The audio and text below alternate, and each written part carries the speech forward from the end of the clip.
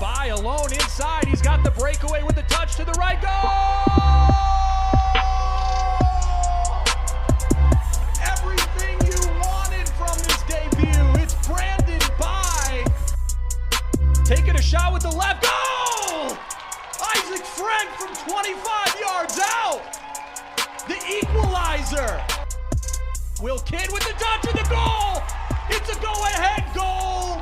Minneapolis City.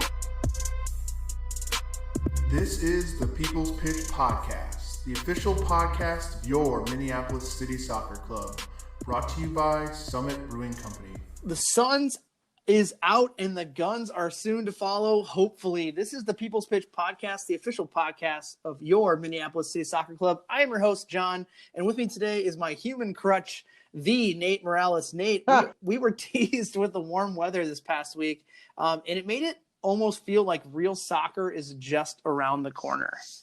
Yeah, it is. At least the good news is like now my sidewalks are clear, so I don't have to worry about all the old people next door to me like complaining about slipping and falling. Yeah, but you're right. Like I was thinking about that when it was 46 degrees, and I'm like, I could go see a game in this weather. This is not bad. I rolled up at training on Thursday, and I was talking to the guys who were in the last round of the Open Cup, and I was like, do you guys remember when we trained when it was like colder outside? And now we're indoors training. Like this is a thing. But speaking of Open Cup, the $1 million question, Nate, is: are you going to make the trip? Yes, that is still to be decided. I shouldn't have said yes. Still to be decided.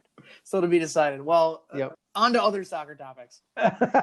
Yeah, without John, this show is a great one. I think without players, this is just a T-shirt company. So today we want to dedicate the whole show to one of you and I's favorite players of all time on Minneapolis City, and his name is, of course, Andy Lorei. A few weeks ago, we teased on Twitter a segment that we were kind of kicking around called Where Are They Now? And we are checking in on a player of old that has moved on from Minneapolis City. This week is that first installment, and we will be talking to former Minneapolis City forward Andy Lorei. We're going to speak to the man, the myth, and maybe future club legend who was number one on the in the responses when we asked who people wanted us to talk to. And for a quick caveat, we had a full show of other topics, but we're doing this intro after we talked to Andy, and it went almost 70 minutes long. So it's so good. It's really good. And we're going to get back to you folks next week with, player news and all the things that are going on as the Open Cup prep. But actual club news. But hold on to your butts, folks. Yep. And then because Andy is going to join us for, like you said, good 70 minutes of interview, and we're going to round it out with a new game that we have tried called Ask John Anything. So here we go, John. Here we go. Do we have a treat for you tonight? Joining us is a former Crow that the old fans are going to love hearing from again, and newer fans are going to really love meeting. We are excited to welcome former Minneapolis City forward Andy Lorei to the show tonight. Andy, where do we have the pleasure of talking to you from right now? Nate Stacks, you have the pleasure of talking to me from Chattanooga, Tennessee, home of the people, for some of the people at least. But that was a great intro, Nate. You nailed it. I just wanted to make sure one other guy got an intro. Ladies and gentlemen, it's my honor to be talking with Jay Business, Jay Money, Sultan of Stegmans, the Biz, better busy than dead, the John Father, King of the Crows, Lord of the Lakes, Sultan of Swerve, penalty kick score on Dan Hudeman, though he didn't even know it at the time, Wisconsin John Bizworm. It's an honor to be here, guys. Wow, I think we might have a new intro that we have for the show. We might have to repurpose that. But before we get into talking about what you've been doing since you left the nest, I wanted to go back to see if you remember one fateful summer night in 2013 where there was a little thing called the free beer night up at the NSC, where the Stegmans Old Boys took on the Tony Sana Minnesota Legends at the NSC. And there was the NSC provided us with a play-by-play guy for the game. One of the best. Who was that, Andy? Obviously it was free beer night, so my memory is hazy. It's really hard to say when you get a strong, surly furious. Hard to remember what happened. but I know it was a top talent, and the Stars were smart. Instead of using me on the pitch, they knew the best fit for me was right there on the sidelines to commentate that match. So that was really our first connection to you, and it was fantastic because whether you know it or not, the nicknames that you gave the players because you kind of didn't really look at the roster sheet still stick in club folklore to this day. And well, holy shit, if that was a preview of what it could be like, he just rattled off about 10 for you, John, off the top. How the hell did you get that gig? Did they just say anyone want to do this? That's funny. Yeah, no, I honestly, yeah, truth be told, I wasn't playing that much and I was bored out of my mind. I didn't know that many people. And I was just doing every player appearance I could. And I started to randomly commentate. What's that big tournament that NSC has? The USA Schwann's Cup. The USA so, Cup. Yeah, I was commentating the Schwann's Cup for random club games. And then somebody told me about it. And I was like, yeah, that sounds amazing. And I actually had an audience for this. And then people could hear me. And so it was an incredible license to just really, really have some fun. So now, sorry, go ahead. No, good.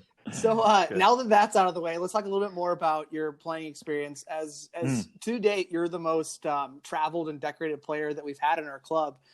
You featured for the following teams: the Rochester Rhinos, the Real Monarchs, Michigan Bucks, something called the Ohio Vortex Indoor, the Minnesota Stars, Boden BK in Sweden. That was before it was cool for Americans to go there. Just before. The Tulsa, and then it really got popular. But yeah. Right. The Tulsa Roughnecks, Minneapolis City, Shah Alam Antlers out of Malaysia, the San Diego Sockers Indoor, the Ontario Fury. Did I miss anything? Yeah, those were the high points. Yeah, that's a pretty good summary. Good. My research was correct. I'm kind of a one club man. Take it one club at a time. That's a lot, man. There's a lot to talk about a playing career like that. Maybe let's talk about let's talk about how you got started in the game. The foundation of it all. Yep. Growing up in Erie, Pennsylvania. Yep. And then on to play soccer for something called Gannon University. Yep, man.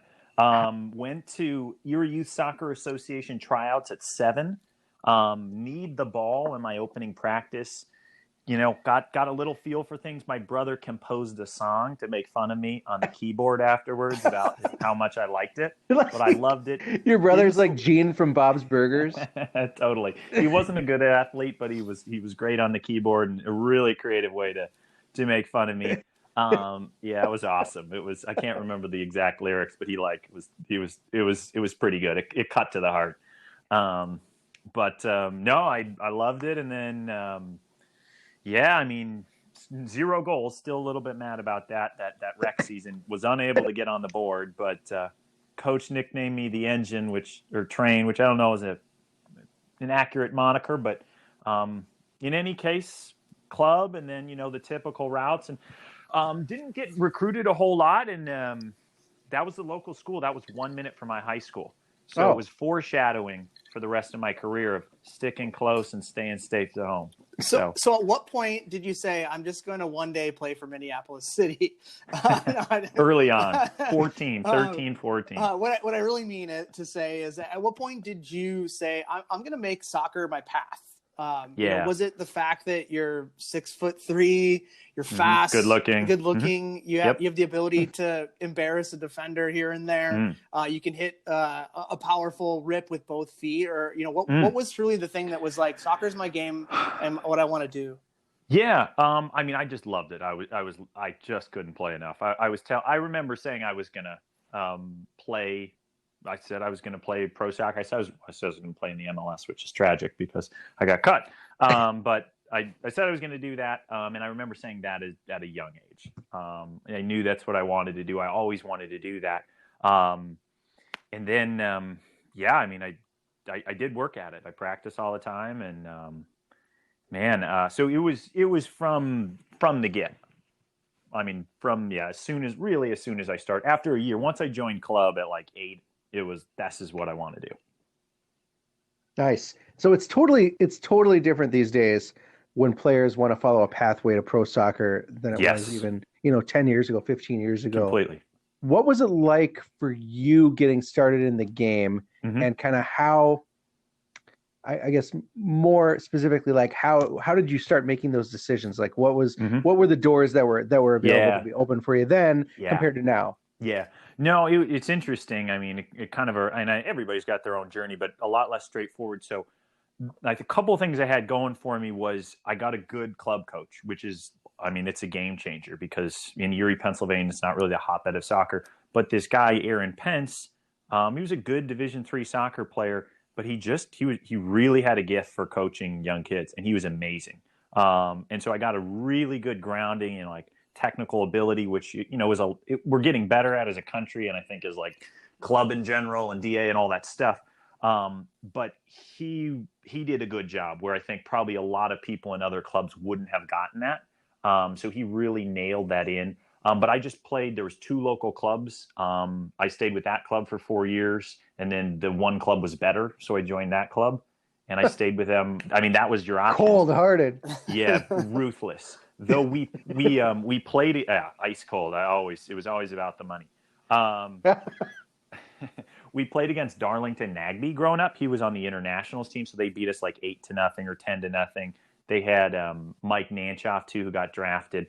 So I thought a little bit about going to like a team in Pittsburgh or Cleveland, but it was 2 hours away, and it was too much. I did ODP. ODP was a bigger thing then. Now it's like the second best players play ODP now. Yeah. But so I did a little bit. Western PA is not that good, but so I did that for a year. But I still had to drive 2 hours and a ton of money, and from a family of 5 kids, so that was tough. But then I wanted to play Division I. I didn't know anything. My parents didn't play sports in college, and then I got some offers, but it was all like local D2, D3 stuff. Didn't want to go in debt $1 bazillion, so I went to Gannon, which is a pretty classic, not overly adventurous move, and not really the straight line route to pro soccer. Your safety school? Interesting enough, is probably the best school that recruited me, though. Nice. Because we were decent. Yeah, we made the tournament our first year. And so, interestingly enough, I go and I find out about this. It was the NPSL. There's an NPSL team in Buffalo. And one of the guys, maybe the best player or close to the best player on our team, was playing for them. He's like, yeah, you should come up with me in the summer and play with them. And they were good. They made it to the semifinals in NPSL. So they were legit. Oh, wow. It's like, okay, sounds good. I go up to tryouts, have a terrible tryout in the wrong position, get cut. Coach basically says, you're like, don't come back. Like, we're not going to use you. Like, what are you even doing here? Yeah. But like, he's like, oh, but you like, they had a second team and they're like, okay, like you can come to practice. So I'm like, okay, I'll come to practice. I don't know why it didn't like bother me that much. It just didn't bother me that much. So I kept showing up at practice, and I tried out at center mid, and that was the last time I played center mid, and I finally got it out of my system. Just not very good there. And did well, and then got to play for them, and we played against the Rhinos in like a friendly game to play against like some of their guys that weren't playing, and I just had a really good game, and they invited me out for a tryout for a week. And then it was a massive contract. They put a 2-year deal, $1,000 a month with housing, and you don't turn that type of money down, guys. No. No. So I left my college scholarship and my 2.75 GPA and headed to Rochester. Wait, whoa. So you quit college Yes. to go play for the Rochester Rhinos? Yes. I mean, The USL. who wouldn't at this point? Who wouldn't? Yeah. Especially, and you got to think that's life-changing money, Nate.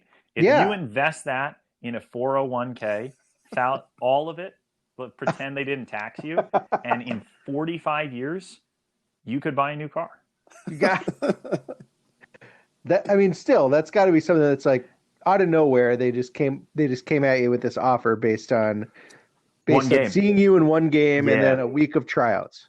Yep. So you got to feel pretty good about this. Totally. And the assistant coach there is actually the assistant coach at our boy Luke's new team, Nashville SC. Oh, wow. His name was Steve Guppy. Steve played for Leicester when they were in the Premier League back in the day, played once for England, was the same position, and he came to my parents' house and was like, this guy's got some talent. Like, like, you should really do this. And so Steve took me under his wing there. So that was a big thing too. It was like, this guy who played 7 years in the Premier League and played for Celtic and played a game for England and made millions of dollars, like, thinks I'm really good too. See, so that something, was, yeah. that's That's amazing. It That's gotta feel. It was super. It was ridiculously cool. The sad thing is, a month later, I tore my ACL. Oh, and man. And then Steve got a job with the now Nashville coach, Gary Smith, in Colorado. And so he was like, sorry, man, like, really bummed out. But, well, I'm not bummed. He got a better job. But I was like, sorry, I didn't mean to leave you in the lurch. So I was there the next season, which was harder coming off an injury and then without Steve. But that's how it all started. Wow. Yeah. So fast forward a few years, Yep. and you moved from the outdoor game indoors. What was that switch like for you? Seeing you kind of later in your career, you've gone back to the indoor game. Yep. So I played once before, was just in between to stay fit. It wasn't too far from Erie, where I was the first year or two while I was playing for the Minnesota, the other Minnesota, Minnesota the smaller. I played there, but so I played in Malaysia, and I just wanted to move to San Diego for a number of reasons. And I got back, so I played 6 months in Malaysia. That's some fascinating stories. Did have the first time I got a cheering section to go against me. White guy is full of shit. White guy is full of shit. So it was kind of an honor to, like, finally be, anyways. But I come back and I'm like, well, what the heck am I going to do? Working, I have my coaching licenses and stuff like that. And it's like, well, I know I'm good at indoor. Literally 2 days after I got back, there's an indoor tryout in St. Louis. I fly cross-country flight from Malaysia, get back in Erie, drive down to St. Louis, spend a night, and then go to an indoor tryout. Pay $50, and then there's a couple teams that wanted to sign me, and San Diego was the one. So that's. So can you correct a rumor that's going around in Minnesota that while in San Diego they signed Landon Donovan to replace you? Yeah, well, as you know, and obviously, there's probably only one other team, the team where we represent right now, that could have filled a gap like that. And so, like, with an organization as sound as the Crows, that whole team is going to come together. And even if your heart's ripped out, you got so much else going on for you that you're going to be able to get whole again eventually. But San Diego, you're not going to great organization, but not at the same level. So you're going to have to sign the most capped and greatest player of all time to kind of replace 1 goal and 2 assists. So after your 3 assists, That's a pretty solid WAR they got on that, though. Yeah, not bad. Yeah, not bad. So after you mentioned your first kind of spell in indoor, that's when you then came to Minnesota, where you kind of make your home for a bit. Back and forth between your other teams you played for, which we'll talk about in a little bit. Yep. How did you get hooked up with the Stars at that time? Funny enough, Steve Guppy, the guy that brought me to Rochester, he mentioned this. He got me connected with a soccer agent. And it's definitely not as cool as it sounds, but this guy knew Manny. And so he's like, I was in Colorado, actually, where Steve was. So this is a heartbreaking story. I know you guys like heartbreak. I was in Colorado. They said they were going to sign me. So I've, like, fulfilled my dream, go to MLS. I signed the contract. But then somehow, like, doesn't go through, and I had been waiting before. They got stuck in the fax machine, or it's something like that, right? On my 21st birthday, they call me up and Steve calls me up and goes, hey, or what's up, man? I'm like, oh, nothing, I'm driving. He's like, call me when you're done driving. Oh, shit. And you're like, oh, yeah, not good. So anyways, it didn't work out. They invited me back the next year to try out again, got down to the end again, got cut again, more tears. But then right after that, Steve's like, okay, like, I got this guy, I'll connect you. And then this guy got me a tryout with the Stars. So then I went up, and it was like a 3-day tryout, and they were like, they wanted to sign me. So, like, okay, here we go. John half joked. Well, let's talk about that, because then, there are a lot of fans that come to City games that are kind of old school Minnesota Yes. soccer fans that are looking Totally. for that stars.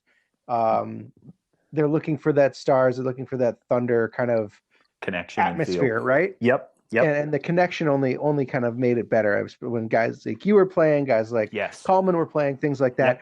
Yep, definitely. What were there similarities? Were there really similarities there with our goofy ass group of supporters in Milwaukee, for example, when we kind of all traveled out there that you could see from your Minnesota Stars days? Yeah. No, it was totally. It was funny. It was like, I laughed because it's like, oh my gosh, this is the same cheering section that I've had like a couple other years.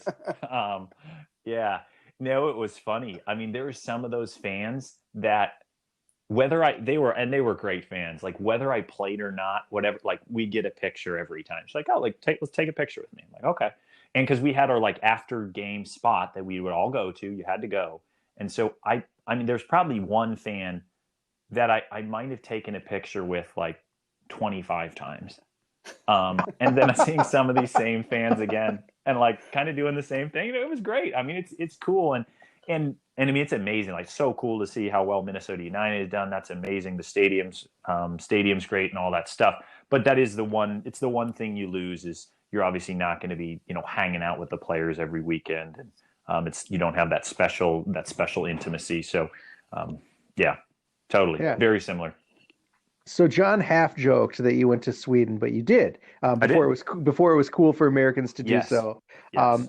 There were not a lot at the time. There were not a lot of open doors for players of our nationality across the pond, right? Mm-hmm.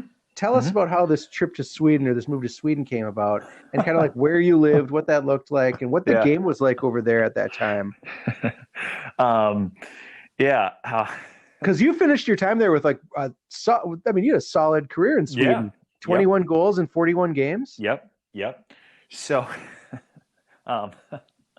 I finished my second season at Minnesota. Didn't play a lot again the second season. Kind of the writing's on the wall. I'm trying to figure out what I'm going to do in my career. I've been coaching. I'm actually working in the front office. And you get the tough phone call and it's like, hey, we're not going to bring you back next year. So I'm like, all right, what the heck am I going to do? So I didn't play that next season. That can't be a great sign when they're like, hey, why don't you sell work tickets in this office? We definitely want you involved next year.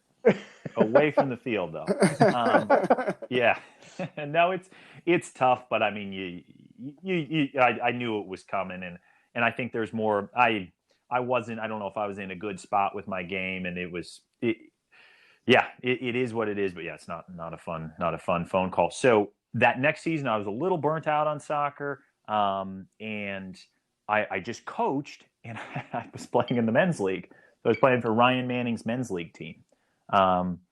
And had some fun. I never played forward before. So I was like, all right, I'll just be a forward. I don't want to run as much. Now that I'm 24, I'm too old, obviously, to be running a lot. And so I like that. And I'm thinking I'm not going to play. I was like, well, I'll just coach. I don't have a college degree. I was like, what the heck am I going to do with my life? And I get an email from like this agency, this guy I played with randomly in the 1 month when I was in Maryland when I played.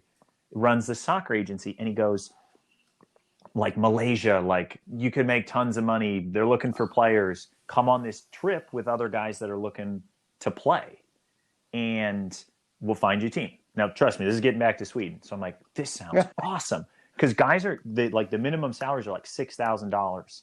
The level of play isn't very high. Malaysia's super cheap. It's like, sweet, I could actually make some money playing soccer. And so I call my buddy, Gino Mauro, who also got cut the same year from Minnesota. Gino's in Canada back at home. And I'm like, dude, we got to do this.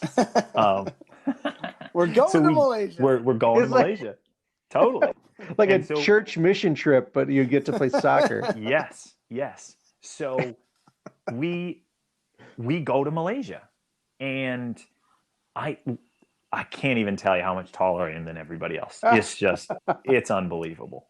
I honestly almost looked to see if there was a basketball league there because it would have been worth considering.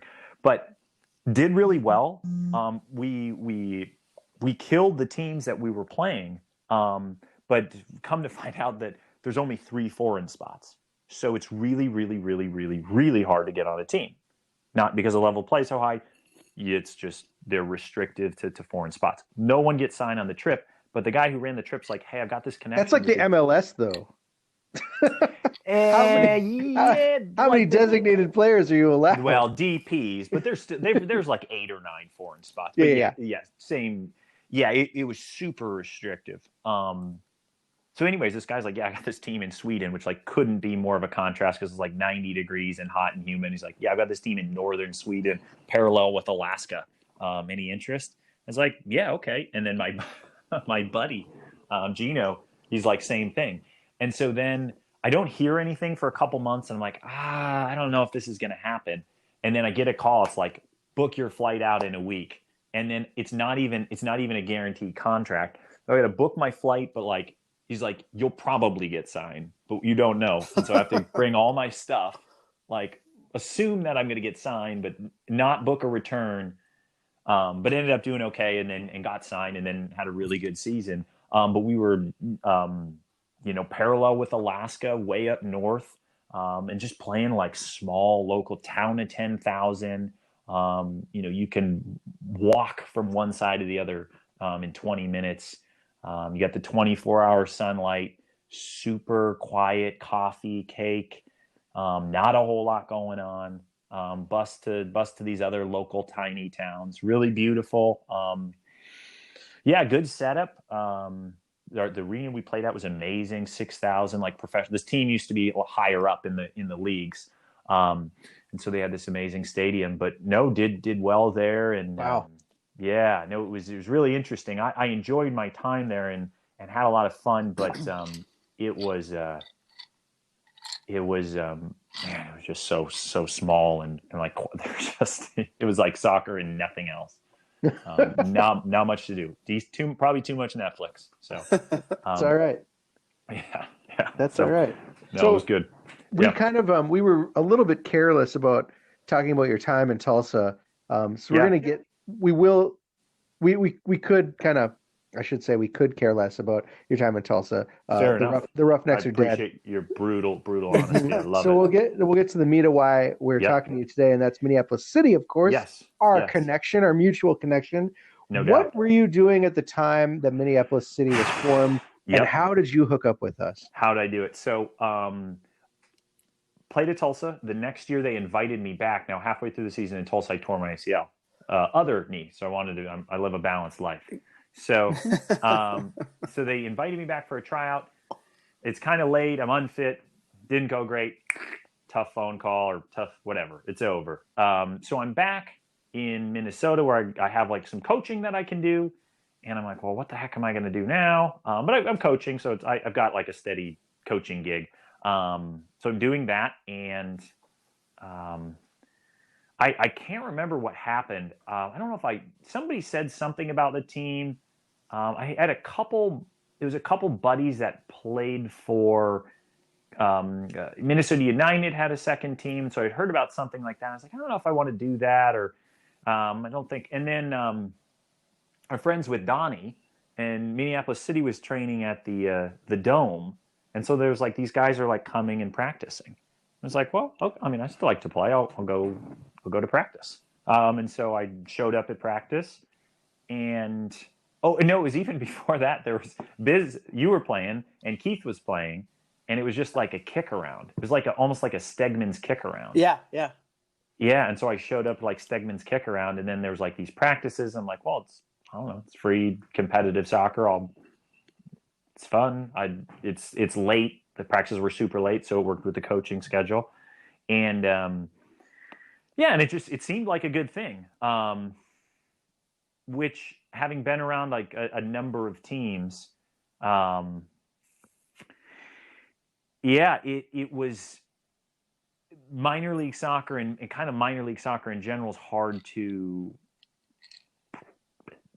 it's a tough business to be in. And I liked how like they were doing things. And I was like, well, I guess we'll see how it goes. And then, everybody was friendly and it was a chance to play and play some good soccer. And it seemed like all fit with my schedule. So I was like, what the heck?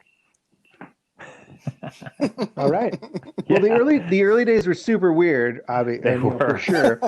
Like you said, very DIY, low budget. Things can get a little like you said in minor league or lower league soccer. Things can get a little cagey. Totally. From day to day.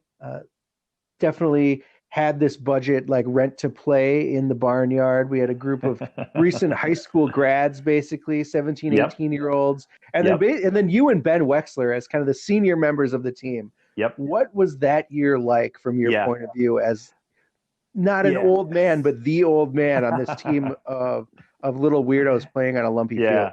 Let me caveat that a lot of little weirdos who are now grown men that are still playing. Still playing. Yeah. Amazing. Yeah. And that's what I saw, and not to suck up to one of the hosts, but I like that because my impression of a lot of teams, everybody's like, oh, it's going to be so amazing. It's going to be We're going to have all this. We're going to do all this. We're going to have these plans and this. And I thought it was like, we're not going to try to be Minnesota United. We're going to be this thing, and we're going to be good at this thing. You're not going to make $1 million, but we're going to have a steady thing going on. There's going to be practice. We're going to and it was consistent. And so I really liked that and appreciated that. And it felt like I didn't feel like I was being sold a bag of goods of like, okay, it's like, okay, they had some structure. Biz and Dan knew what they were doing, and had like a very clear vision and executed. So I liked that. Now, that was probably the most fun for me, was hanging out with the guys. It was just great joking around. Ben was amazing. Good roommate. And, it was just fun. I mean, we were trying to figure out the practice schedule, and I don't think we'd want to go back to that field we were playing on. If you go back to it now, Andy, they got a grant from the Minnesota Vikings to completely redo that stadium, and now it's like a 2,000-3,000 capacity, fully turfed. That scary crack house that like nobody would go chase the ball into when they get kicked over that one side of the fence is gone. That's crazy. It's all brand new over there. It's all brand new, like pristine. Yeah, they have a brand new press box, and it's just like Because remember, Nate and I used to do the game day commentary from like the shed. Out of the shed. No, it wasn't. It was funny. It wasn't the dream in that regard. It wasn't perfect, but I think I came in with the expectation, and then there was just good people. Yeah, I mean, you guys you're just you and yeah, I mean, you got a fun group of people that were like did their job without taking themselves too seriously, and it was just a good group of guys. Like Matt Elder, amazing guy. Ben was awesome. Kevin Hoof, super fun. Goose was great. I mean, like you go down the list, it was like not big egos, good guys, like to joke around, have fun, put in the work, want to win and get better. And I mean, it was tough. It wasn't like smooth with the coaching or anything like that, but and in the field, and there's all these excuses, but we did pretty well, and we were competitive, and like for a first season, especially like with all things considered, it was great. And I think especially like the group of guys, and it was I've just been a part of so many different teams, and it was a fun team. It was a team that actually liked each other. That doesn't happen that often. My favorite part about it in general was that the first day, Dan and I, we signed we hadn't even looked at the field because it was under snow. So we're like, yes, we got a location. Perfect. It's in Minneapolis. Like, yes. Beautiful. Someone will rent to us. And then we go out there like the first day, like the snow's fully melted. And I was like, what the fuck? No way. No way. And Dan goes, well, look at the bright side. It could be a competitive advantage. We'll train on it. We'll get good at all, we're figuring out the bumps and the bruises of the field. And then you fast forward to the season, we won one game there, and we won every game on the road. It was tough. And we had a good team too. It was like a technical team. It wasn't right. It was not a team for that field. Bite your ear off. It was a young team of all good, talented players who get the ball on the ground and pass it. It's so funny you got such a good attitude about this too, because talking to you now, we had no idea. Personally, I had no idea what the background of any of you guys were. I'm just and here I am with a PA system in a garage and a microphone. Like this is chugging fucking beer. sweet. Chugging beers out of high school. How can people not want to be here? And meanwhile, you're like, I played in Sweden. You could have easily been a huge asshole about it. Like you fucking people have a shed. Yeah. Anyway. Yeah. No, I think, I mean, you could have just quit. It was, it was a good group. And I think like at the end of the day, I mean, it wasn't, it was just enjoyable and it was good people. And that's why I stick around. Cause it was, it was transition, with the coaching staff and in the field and all that stuff. So it wasn't that, but I think, it was a good group of guys. And I'm going to tell you, Andy, what you're describing is the brotherhood. And we talk about it. We talk about it a lot on the show, and it actually lives. It came out of guys like Wexler and Elder, and the way that they describe the brotherhood is really this, like, it's all about the attitude of the guys, right? It's all about the camaraderie and getting together and being there for each other. And it like all started with that team. Guys like you, like you said, guys like Wexy. I told my wife that we were going to talk to you tonight, and she comes to a handful of games, fewer than she did in the past, but she did come to Milwaukee. And the first thing she said is that the guy that shaved his mustache to look like a molester? I said, you remember him. And then you just said, yes, it is. Yes, you remember him. Me. But I think like the way that you're describing the team and the way that you approached it is really the root of what makes Minneapolis City so strong now. I mean, would you agree, John? Sorry, I was drinking some old granddad there. Little bourbon. Yeah, a little bourbon. No, absolutely. I mean, the brotherhood that Wexler coined, it goes back to that first year, because the group that we had together was such an interesting mix, because it was really young players, like Max Stegwart, Luke Hawkinson, like really talented young players who had no idea what we were getting involved in. Then you had the players who, like yourself, Andy, Wexler, and then there was another group of like recent college grads like Nate Engel, Matt Elder.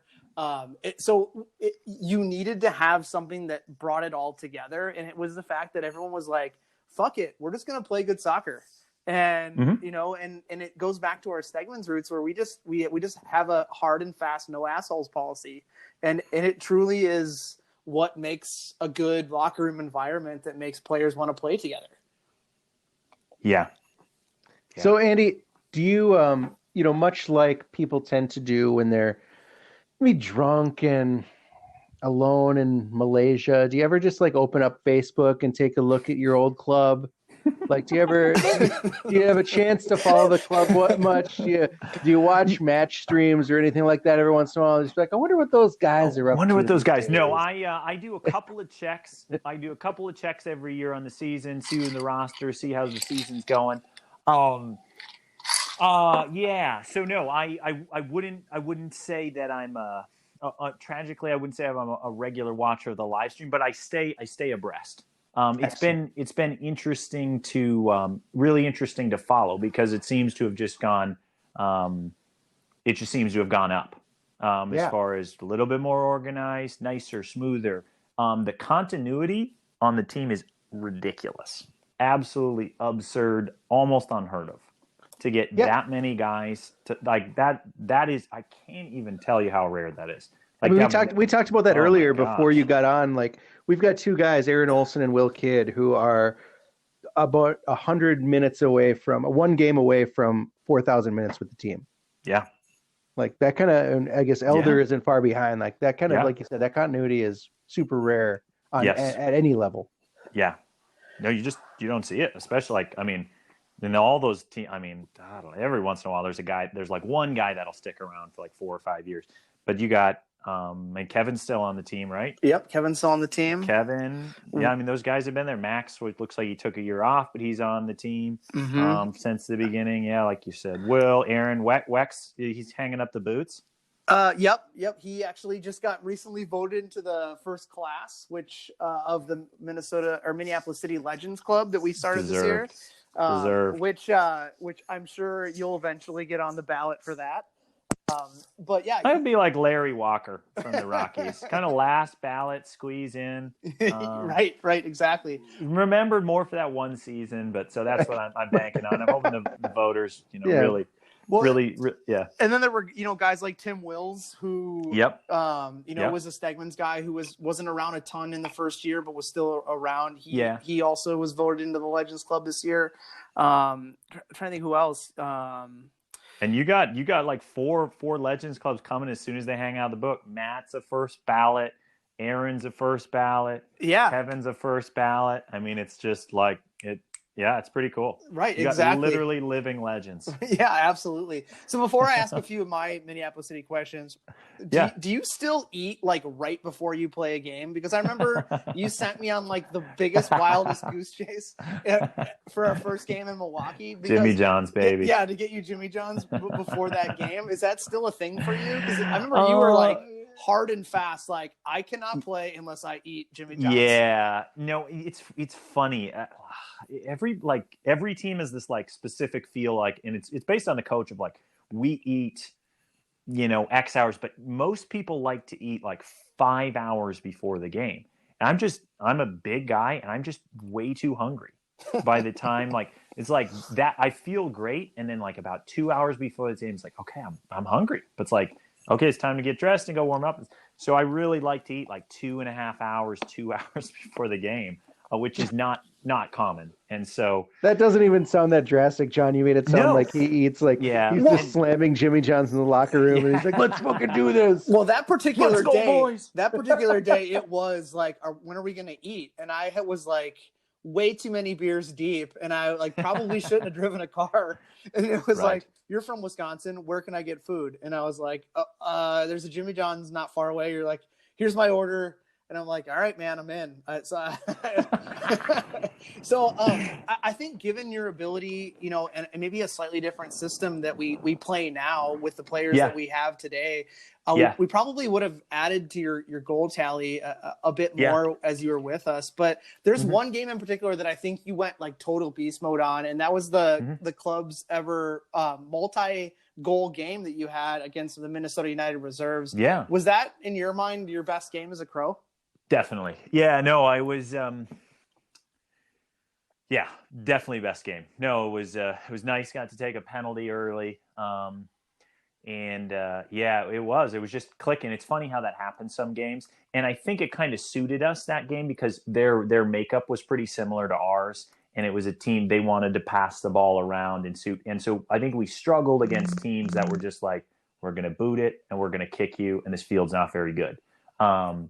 And so those guys put the ball on the ground. And I thought, like, as a team, I think we won 3-0. So it was maybe the best game. I think my favorite win was the win in Wisconsin when we have like 4 players.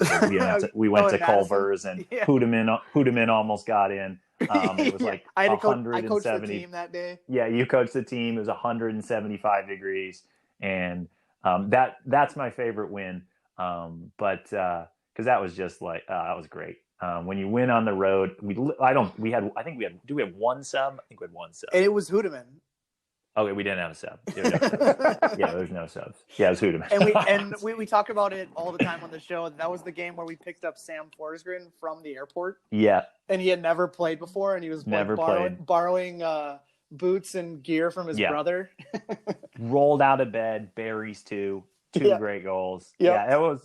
Those winning on the road is really fun. So that was fun. But yeah, no, I think that game kind of suited us just because we played we both teams just sort of wanted to play, and I think on that field it was small enough where if you just wanted to mess people up and pack it in, it was hard. So no, it was fun. But that game was great. Got a headache from eating too much Culver's. Broke it down in the car with Elder and Jeremy and Dan. It was awesome. So you leave us, and you might have gone back to your Malaysia connection. It sounds like you went back to Malaysia. You ended up playing for the Shah Alam Antlers. Antlers. Yep. Mm-hmm. Feels like a total 180 from playing with Premier League of America. Yes. Like you said, they were chanting "White guy sucks." There has to be There has to be a few good stories about your playing time over there. Yeah, man. So same thing existed in Malaysia, where there's still three foreign player spots. So I when I say I had no connections in Malaysia, I really had. Well, that's not true. I had one guy that coached at a soccer club there. That what's his face? I just said his name from the dome. Donnie Mark. Donnie, yeah, Donnie played with this guy in China who now coaches a club in Malaysia, but not like a pro club, just a kids club. So that's my one connection. My other connection, I had a random friend who has an apartment there that I can stay at. So I got a place to stay, which is not to be underrated. So I got a place to stay, but I'm like, I'm 27. Malaysia seems so cool. I could actually make a lot of money. If I don't do it now, I'm never, ever going to do this. And wouldn't that be the coolest thing ever if I randomly go, I don't know anybody, and it works out. And I like adventure a little bit. I'm not married, no dating, nothing going on. So it's like, let's do this. It's now or never. So I go and get picked up, take an Uber to get to the apartment that I'm staying. The Uber driver, I was like, hey, I play soccer. And he's like, oh, I'm involved with some team. And I sent him my YouTube highlights from one of my seasons. And he actually randomly connected me to a semi-pro team. No joke. That he wasn't just bullshitting my friend, I am also in the soccer. There's this team. And he actually connected me to a team. He actually got me the most, one of the most important hookups. Your fucking Uber driver. Yeah. Because I was like, look, I got to market myself. And so then close to where I was staying, there's a park and there's a full-size field. It was worse than the field that we played on. And hard to believe. There's two hard to believe. But it was two. The goals are two. The traffic blockers you put up, not the cones, but the horses, the flat sort of rectangle things that you could link together. Yeah. So the goals we play, and it's all African guys. One horse on one side, one horse on the other, and you play with the goalie. So it's ridiculously hard to score. It's all Africans out there, so it is vicious physical soccer. But these are actually for whatever reason, there's a bunch of them over there, and they're pretty good. So there's a couple guys that had had tryouts and stuff. And I played with them a few times. I did well. And then this guy comes up to me. He's like, oh, nice stuff out there. He's like, I'm an agent. I'm like, okay, great. And I'm like, this is a park, and it's if you're an agent, you're not a very legit agent. And then he's even gonna better, get you into a van with a Jimmy John's. The best part is I quickly find out he's from Nigeria. It's perfect, a Nigerian soccer agent. That's exactly what I needed. And his car is a Malaysian beater, and I'm like, my gosh. I was like, well, what? That's not going to hurt anything. This guy he actually ended up getting me a tryout. He was sort of legit. I mean, he was a good guy. He was a really good guy. He wasn't that well connected, but got a tryout. So I spent 6 months there. I basically played for a variety of semi-pro teams. So Shah Alam was just literally one of the many. And I'm playing on these different teams, getting paid random amounts of money per game. And I'm going to, I went to 4 different pro tryouts, scored a bunch of goals, and tragically got, it's really competitive. So couldn't land a roster spot. Supposedly, there's always these rumors. There was one team I was at. They said, we're going to sign you to a contract for $9,000. We're going to pay your agent, that random guy, $1,000. $2,000 is going to go to the coach. And it's that's just how business got done. But then it ended up falling through. And so it was crazy. And then you could only get signed during the transfer window. So I was over there for 3 months, just kind of hanging out. And then a transfer window, and then a couple more tryouts, and got close, but then nothing got signed. And I was debating going back because I had a pretty good shot of getting signed next season, but I already spent 6.5 months there. And and then I came back, and there was the indoor tryouts, and it just worked out. And San Diego was the place I most wanted to go. But So what you don't know is that I was contacted by a team in Malaysia about you because they needed to get international clearance. And they sent me an email, and I was like, this has got to be complete bullshit. Like, what is this? So I just respond back like, yes, I am who I am. I don't know how they knew about me, but they got my info, and that they had to release you because you were essentially hooked up officially through U.S. Soccer with us. So we had to just say like, yes, he played with us. Yes, he can be released, like whatever. So so I'm going back and forth with an email. And then it basically got to a point where it's like, we're going to have our American translator call you. And we're going to, so they called me, and you definitely don't know this. So they call me, and it's like super late at night, and I'm just talking, you know, I'm like, whatever. Tired. I'm tired. I'm just like, yeah, you know, like, yep, Andy, we can fully release Andy, but I'd like $3,000 for a transfer fee. And then it goes silent, and they say nothing. Like literally nothing. And it's one of those things where I don't know if it was a power move where like no one speaks so that you can, and like the first person who speaks is the weakest. So I just was like, well, I'm already tired. I'm just not going to say anything. And if they hang up on me, you know, I hope Andy does well, but at least I know where he's at in case we don't hear from him for a while. And then they come back on, and they're like, you know, Mr. Bisworm, the club cannot do that. I was like, okay, no problem. Andy's all yours. and then they just hung up, and so I never knew what happened after that.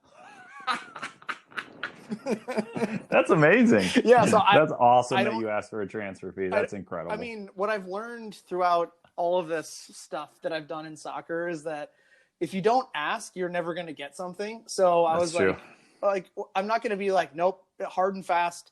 Andy's worth $3,000. Right. He can't play with you. I was like, well, I'm just going to give it a shot. And then they just said, you know, sounds like you at least got a conversation. Maybe we should do it. I think so. I think it was like, we like him. Should we, you know, and then it was like, I was totally on mute. And then they were like, they put you on hold without telling you. Oh, they totally put you on mute. They put me on That's mute, awesome. and then they're probably throwing stuff around the room. And... No way. Man, this guy's so good. I didn't know we were going to negotiate with a freaking Yeah. expert. That's hilarious. Yeah, so there was a couple of those things, and then it's fairly crooked over there, and I don't even know what would happen. I worked with like 3 or 4 different people that were agents. It was really interesting. And I think like technically speaking, you were supposed to come from the second division. So for a team that played in the second division. So I don't know if like I didn't know what to do because like the APL, what is even that? I don't know how to get folded. And so that was the last team I was on that would like register and show up on the internet. And the team I was on that before was Tulsa. But Tulsa at the time, USL was considered the third division. So technically you couldn't. So I'm like, how do I like still get signed? Because it was 3 foreign players, but you had to play in the second division. So I was like, well, let's go with Minneapolis City. These guys are definitely in the first division of the APL. And then they called me. Oh my gosh. That's awesome. So you escaped that bird flu coming back to the States. You end up out west playing indoor, like you said, in San Diego, a little bit of little brief stint in Canada before now you're out in Chattanooga. So what took you to go ahead. What took you to the world of indoor, and really, is that where you've been since? Yeah. So I played a season for San Diego. Went on that tryout after I came back. I was hoping to get into coaching after soccer. And so like, what better place could there be to coach than Southern California? Like hotbed of soccer, perfect weather, could do private lessons. They pay more for clubs. This all makes sense. I know a lot of those guys do that anyways. So I was doing that. And then, so interestingly enough, that Ontario is Ontario, California.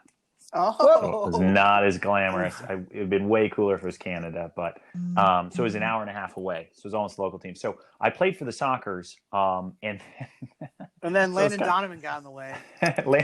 So I actually got traded, which was hilarious. I've never been traded. I've been cut, I've been signed, and whatever. And but I finally got traded, so I felt honored. So I got traded to Ontario. But I had just, the budget Ontario, not even the good one. Oh, totally. It was amazing. And I had just gotten a job, which is what I'm doing now. I work in sales for a company called NCSA. Basically, we help kids play sports in college. So I'm talking to families on the phone. And so I was like, it was a good job, and got engaged. And it was like this, like, I'm not going to keep playing. So that was part of the reason they traded me. It's like, okay, well, these guys want you, and maybe you can go and play a few games for them and they'll just pay you per game. So I did play one game for them against the soccer. So the only game I play for Ontario is back in San Diego. So I didn't move to Ontario, but it was just before Landon Donovan got there. So it was funny. So that was the last game I played. And technically I'm still on the roster. If we're going to get super technical. So technically still a member of the Ontario Fury. Is the transfer fee still $3,000? I would think it's gone up at this point. With the inflation, I'm sure it would take a lot more to pry them off me. So then I got married, and then my wife and I moved out to Tennessee to buy some houses and to live state income tax free. Now there's a bun in the oven, and we got to decide if we're going to move back to San Diego or Minnesota. Oh, what? So if you decide, where's Brady going? I'm with you guys. Totally. That's what everybody's asking right now. So I mean, is there a guy, a veteran, last 15 minutes, few more grays in his hair, maybe a little less spring in his step, but still class on the ball that can close out games? I don't know. I mean, we'd hope so. Regardless of that, if it doesn't work out, there's always a place in the club somewhere for a guy like Andy Lorei. Right, hierarchy, or you make a takeover bid. That's the other thing. So seeing that this is our fifth anniversary. You out. so seeing this is our fifth anniversary. Tell us a little bit about what being a part of the Crows meant for you, and what your impression is of where we're at today. Yeah. I think, it was a weird time, and I don't know, weird time in my life, but it was the right fit as far as just being able to enjoy. And I had been playing a lot and playing competitively, and it was a chance to, and I think that was the fun thing, is like, I went to practice with a smile on my face every day. And I hadn't done that in a long time. And it sounds absurdly cliche. But that was important to me, of just like, we all start soccer and play soccer because we love it and it's really fun. And so I wore I shouldn't say this, but I wore basketball shorts to practice sometimes. Yeah, you did. Or a polo shirt. A polo shirt. I was rolling up in polo shirt and basketball shorts, and just smiling and joking around and slicing guys up. Yeah, no, it still looked decent. Still had some game. And so, it was just fun. And I think, that's been that was so cool. Because I like I said before, I've just been around so many teams, and, to be able to enjoy it and to like each other on the team, that's so rare. I think the higher up you go, it's just really rare. So that was super, super fun. Cause I was like, there were 6 or 7 guys. It's like, I'd hang out with that guy. I'd hang out with that guy. Like, if that guy asked me to hang out, I'd go hang out with that guy. And there were 7 or 8 guys on that team that I would have done that. That's because they were the only ones who were 21 or older. I would have hung out with the 19-year-olds. What's his face? Ian was awesome. Goose was awesome. There were just so many good guys. And, that was cool. And I think, in talking to you and kind of reading between the lines and aggressively studying the website, it's a ridiculous accomplishment. The team's been really successful on the field, which is awesome. And you have to have some level of continuity to do that. But then to have the same guys coming back, that says a lot. There are other teams that they could go play for. Mm-hmm. Nobody's making a lot of money. So it means they like it. It's stable. They're having fun. They're enjoying it. Obviously, the team's winning games, and it seems like there's more fans. The jersey design looked pretty cool. And, it just seems to be in a really stable place of, like, guys know that it's going to be a consistent spot, and they can play at a competitive level, and they're going to get fans and going to get treated the right way. And man, like, teams come and go in the blink of an eye. 1 year, like if you had a team around for 3 years, you're like, oh, dude, that was a pretty decent stint. You guys stung around for 3 years. Yeah, 18% of NPSL teams that start don't see it past 3 years. So yeah, I believe it. So I believe it. It's you're right. I mean, it's very much so a if you think about it, you know, and you've been around a lot of organizations. The people who stay around are the people who treat it like a business, but also don't treat it like a business. So they treat it like a business when they have to. You know, you have to make money, you have to be sustainable, you have to do things the right way, you have to learn, you have to grow. That keeps you successful. But then if you don't treat it like a business, you don't sell tickets, you don't hold players accountable, you're giving everything away just to be cool. Those are the people who don't make it. So we've kind of found a good, healthy balance of that throughout the years. Yeah. No, I think that's spot on. And I think that was the coolest thing that I saw early on is you guys, like, I just think so many people are unrealistic of like, we're going to be this thing. It's like, dude, you need so much money to be that thing. Right. And you got to put up with so many bumps. And do you know how hard it is to get 7,000 people to come to your games? Like, you got to be unbelievable. And even if you think of, I guess Minnesota United were doing it a little bit, but like, getting a guy from the second division that led the second division in goals, nobody knows who that person is. Mm-hmm. And that's not going to move the needle one bit for like fan attendance. So it's like you guys we're going to be this premier spot. We're going to be the best, people that are playing in that like just below the professional level. And we're going to be the best at that. It's going to be fun. We're not going to go into debt and we're going to run it the right way and everybody's going to have a good time. We're going to have some fans and we're going to be a little bit weird, which is fun. And we're going to show up and be organized, but not afraid to laugh at ourselves. And I don't know. Cause it's just like, it is what it is. Like it's not, you just, the team, you knew exactly what you wanted to be. And it's been super consistent. And that's huge. Yeah, that is huge. Andy, you know what else is huge? This show, we've had hundreds of episodes of the show. Not really. But we've had lots of games on this show over the 4 years. Yes. But the newest game that we play with our guests is one that we like to call Ask John Anything. Okay. So here's the rules. You can ask John 2 questions about literally anything. Soccer related, something like which kid of his he loves more. Yep. Something like choice. Is grower or shower. And if John answers them both, the game's over. That's it. Okay. However, if he pleads the fifth on any question, if he pleads the fifth on his first question, he has to answer the next one. So the way to play this game is obviously try to get him with something outrageous, but have the true embarrassing shit. The most incredibly outrageous question. So basically, I have to answer 2 questions no matter what. No matter what, you have to answer 2, and you can basically defer once. Correct. You get one. Okay. And I don't know if it's the bourbon making me sweat or the Summit I'm drinking now or what, but I'm a little worried that you as our guest is going to really make me sweat. Really, man. So to give the listeners some backdrop, one of my favorite questions to ask is how someone met their SO. Okay. And I already know how Biz met his gal, his wife. So it was at college. For our listeners, and they dated a long time, and then they got married. Now they have 2 beautiful kids. So I'm not going to ask that question, man.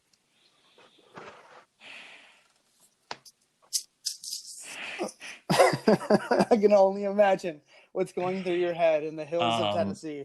Yeah, on the mountainside. I want to make you sweat a little bit. I mean, we can start out with something softer if you'd like. Okay. I mean, it's I think I'm stumping it up. This question always. Okay. Question 1. That's a great question. It's a good question. Beautiful in its simplicity. Okay, picture this.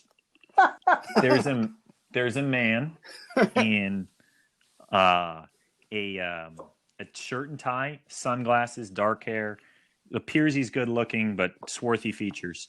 And he comes up to you, Biz, and it's after the end of this season. The team just won the league. It was amazing record attendance, and your commentary was on fire. People laughing, incredible. It went as well as you could have realistically imagined. Turned a small profit. Awesome. And this guy goes, and he has a kind of a gravelly voice, and he goes, Biz. He calls you Biz. Biz, come here. And he's like, what's up, dude? It's like that call from he's like, what? Like, this is kind of weird. And you're outside a game. You just gave Huda Man a hug, and you're like, dude, I can't believe we built this together. We're brothers, dude. This is, man, Wisconsin, that club team scoring a penalty on you, and he's got a briefcase with him, and he's like, look at this, Biz.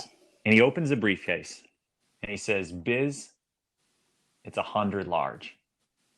Count it. Like $100? $100,000, baby.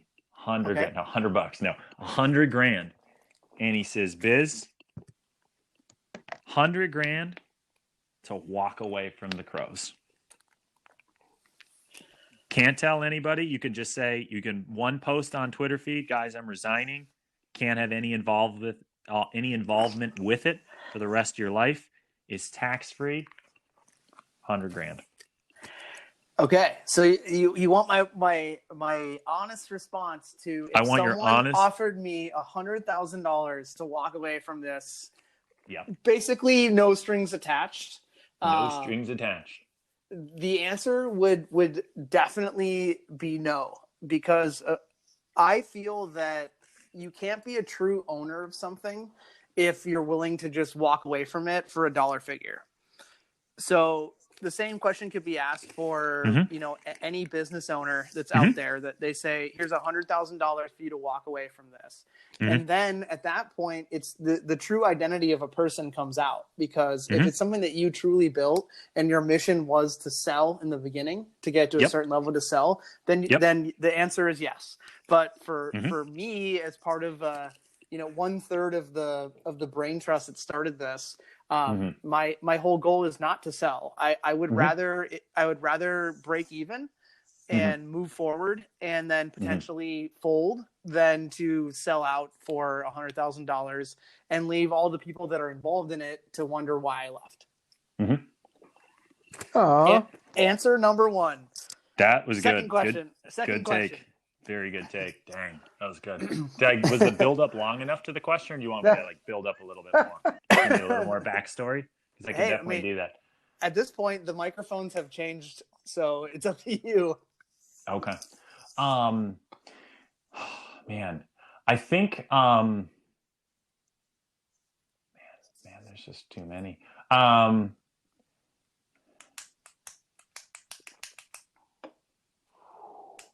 What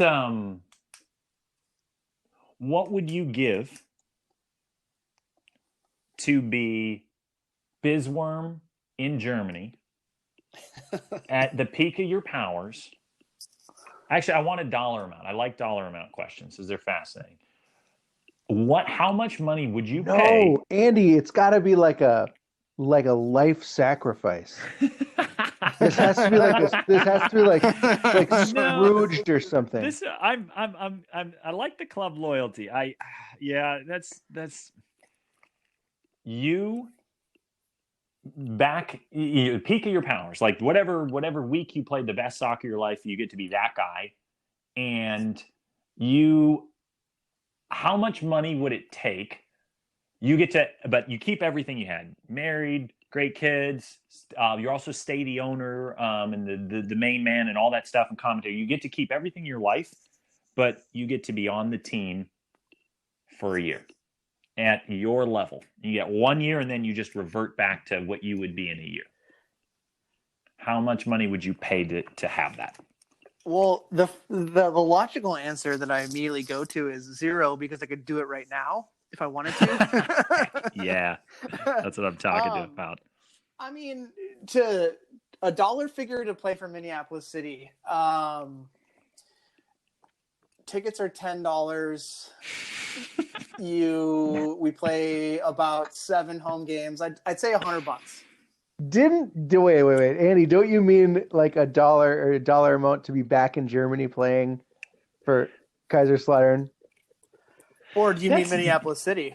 No, I mean Minneapolis City. Like, what would it mean okay. for you to wear the colors of what you organized, and then you Gotcha. get to do it? That's a real interesting question. That you get to do it at the peak of your powers. You're the best player you ever were. Next year, everything stays the same. You have your same intellect. You even have like the mental improvements, whatever more you know about soccer, but you have the same athleticism that you had in Germany.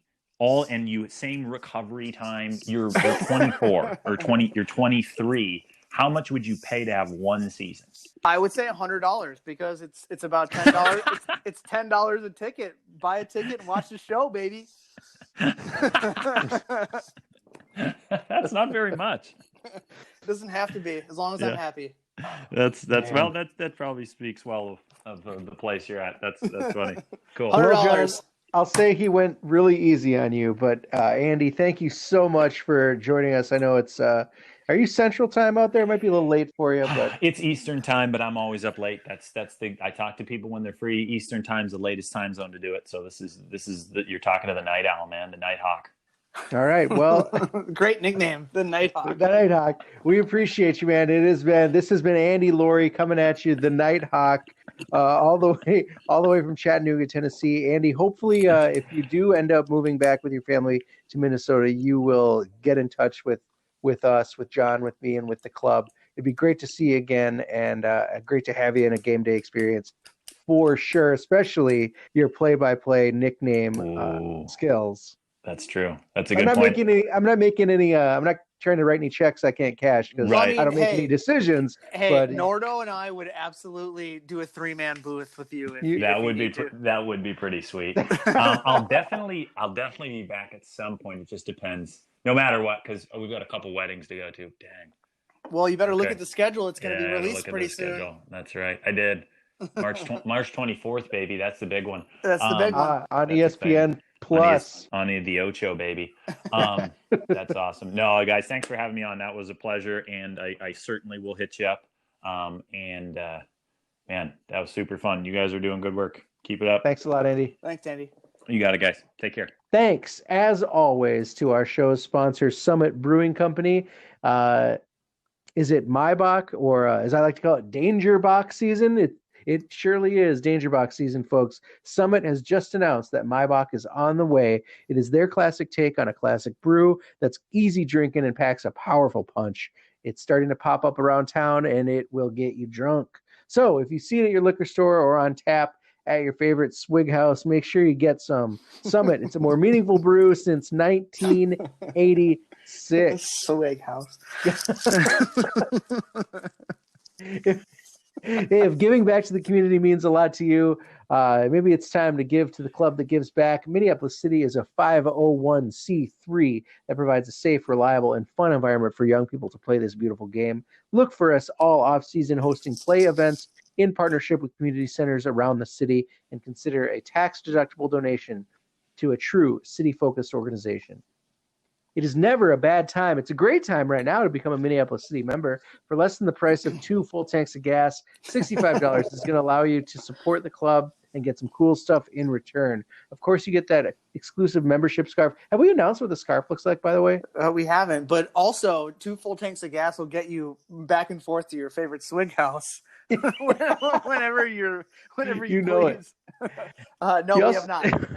So you're going to get that. You're also going to get a membership card that's going to get you 10% off at the club shop. Deals on Summit at your favorite swig house, Palmer's. Plus, you get a vote on important club matters, including selecting the membership board and choosing scarf and kick designs. So visit Minneapolis City, mplscitysc.com, and make it happen.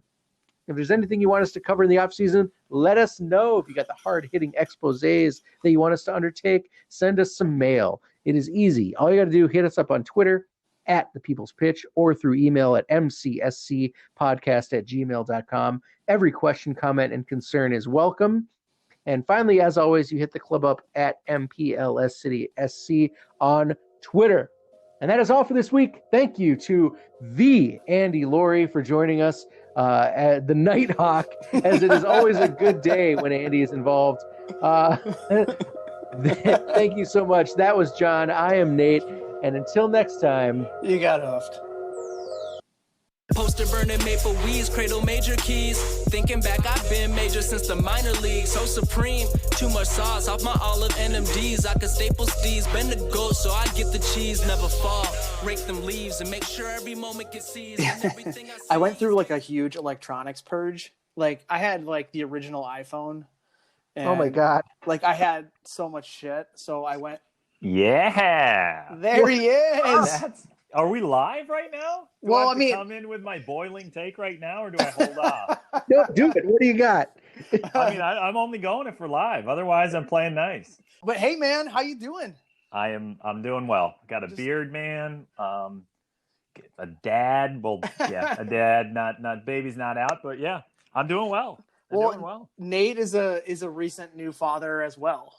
Yes. What's up, man? How you doing?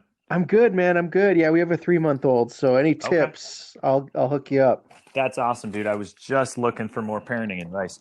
I'm sure nobody's giving it to you. That's the biggest problem when you're expecting a baby.